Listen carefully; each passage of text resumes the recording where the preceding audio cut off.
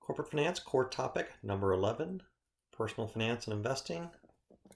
Learning objective number 3, we're going to assess retirement savings needs. So back to our Jordan example. Jordan's 30, has saved $10,000 for retirement in a tax-deferred 401k retirement account. She plans to save 10% of her salary that grows 2% per year.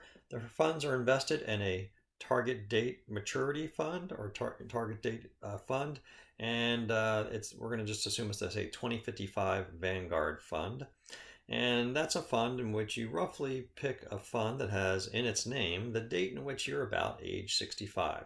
So we'll assume that Jordan is age 65 in year 2055, and that's where I get all these asset allocations. So these funds are really just an attempt to get you into a riskier portfolio when you're young and make it safer when you're old. And by the way, there's nothing magical about the year 2055. It doesn't expire on that date. At some point, however, the portfolio goes into a constant asset allocation. So we'll look at that a little bit later.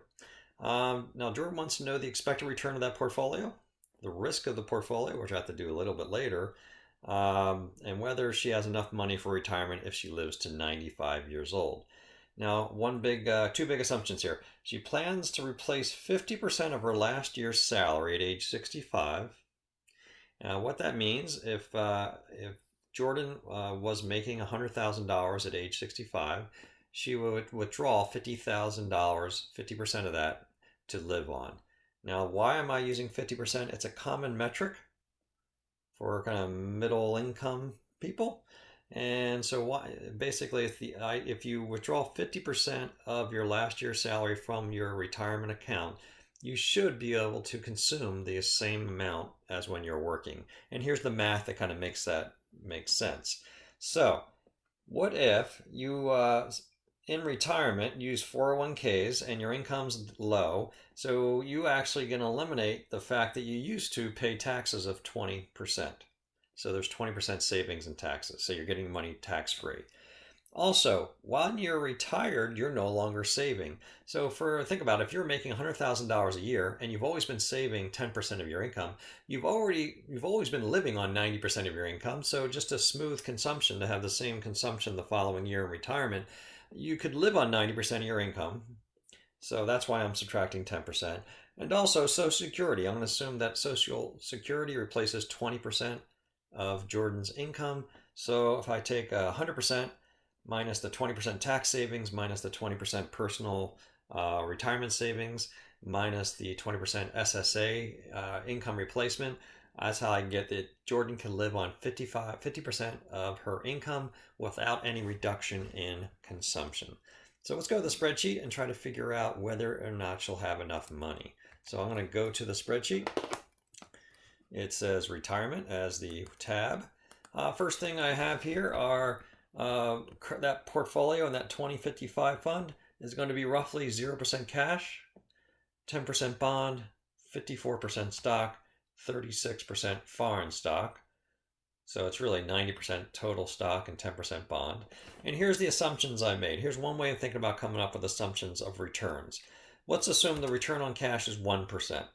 So that would be, say, treasuries and other short-term safe investments. Then I made some assumptions over here in column G, some risk premiums. Let's assume that bonds earn 1.5% above stock.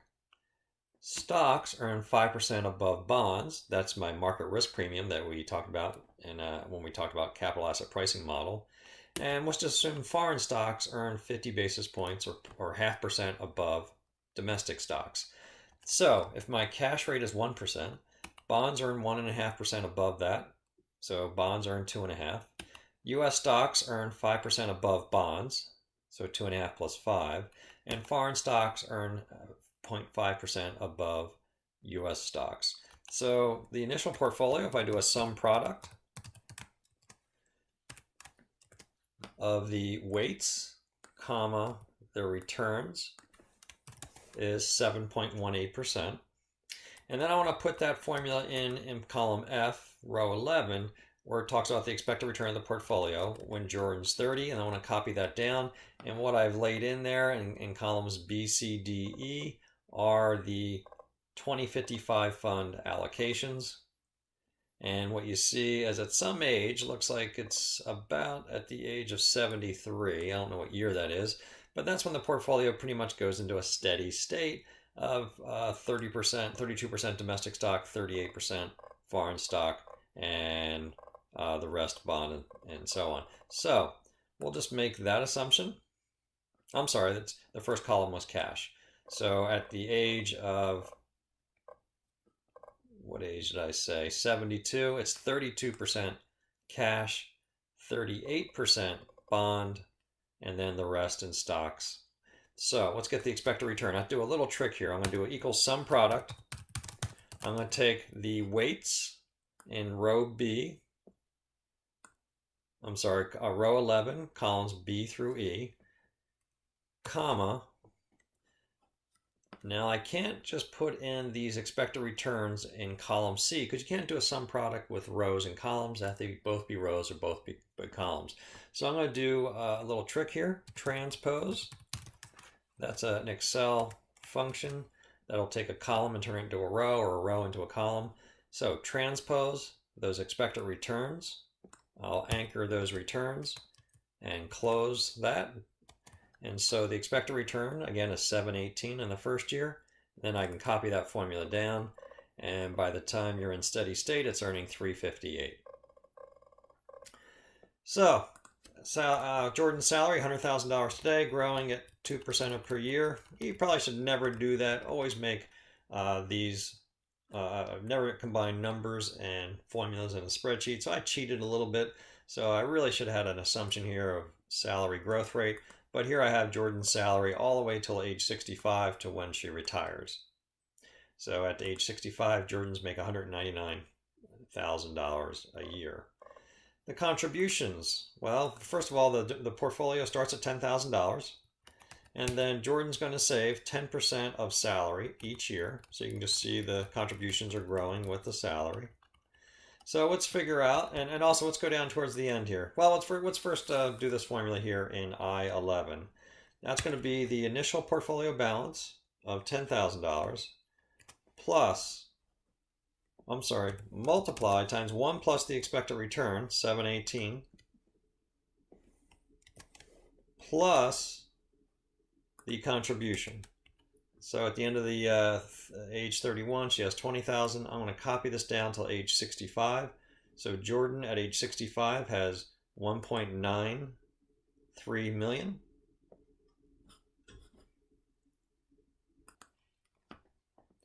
Now let's look at the withdrawal in age 66. So again, in column H is contributions, and they continue until age 65. In age 66, I just have a formula. It's the prior year's income times that withdrawal rate of 50%, the income replacement rate. And then I have that growing at 2% a year, maybe just keeping up with inflation.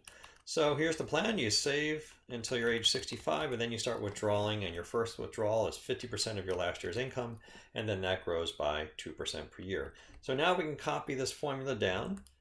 Again, that 1.9 million grows at 4.75% minus 99,000, and I'm going to continue that down and see where the money runs out. Looks like the money runs out in the at age 91.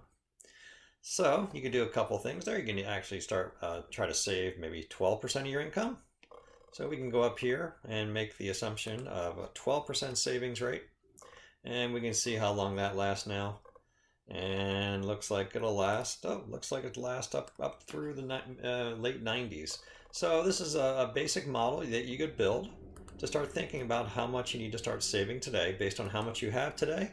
This again just assumes that you're in this target date fund, so just kind of a conservative assumption, getting less and less stock as you get older.